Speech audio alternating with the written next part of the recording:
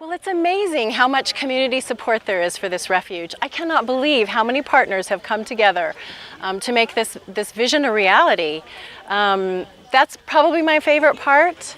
I also am thrilled that it's going to be an education space for children so that they can reconnect or connect with nature instead of sitting in front of the television set, looking at their telephones, and just getting out and getting their hands dirty. I'm really excited about this event. This was our first Build Your Refuge Day. Every year up until this, we'd had birthday parties, and it was a great way for our community to celebrate acquiring Valle de Oro and being an urban refuge.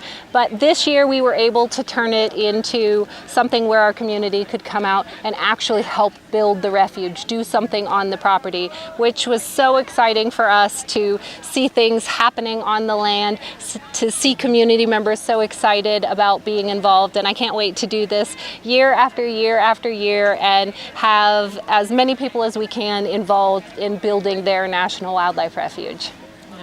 Yeah, we will continue to always do events. This is our biggest event of the year, but we find events a really important way to connect and engage with our community. So things like this, or even smaller service days, or even fundraising events on behalf of the Friends, we love to do those opportunities to pull everyone together and to really have the opportunity to ask their opinion on what we're doing here and get them involved in the process. Well, I definitely think we always have the motto that we are going to build a diversity of habitats here to attract a diversity of wildlife and to engage a diversity of people.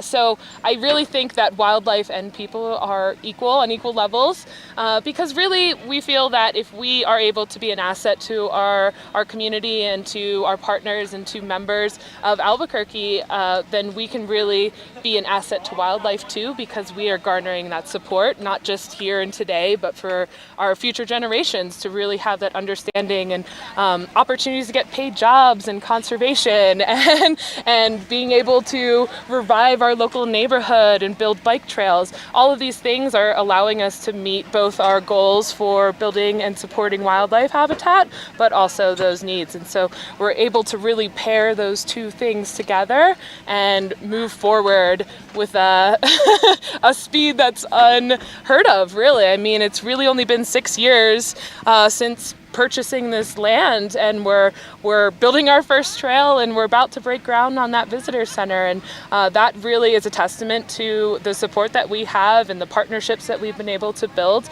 because we're able to move forward looking at people and wildlife as equally important in this whole process.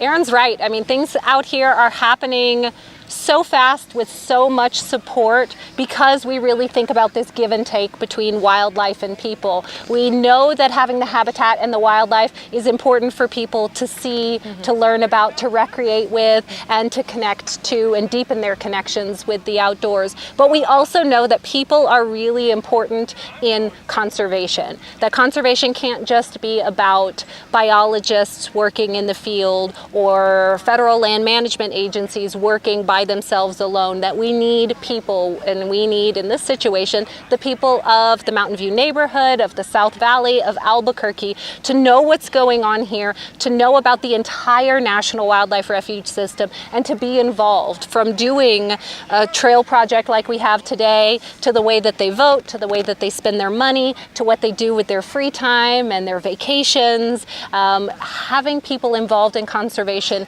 is critical, and we're doing. When I come out to the refuge, I just enjoy the respite from the hectic pace of life.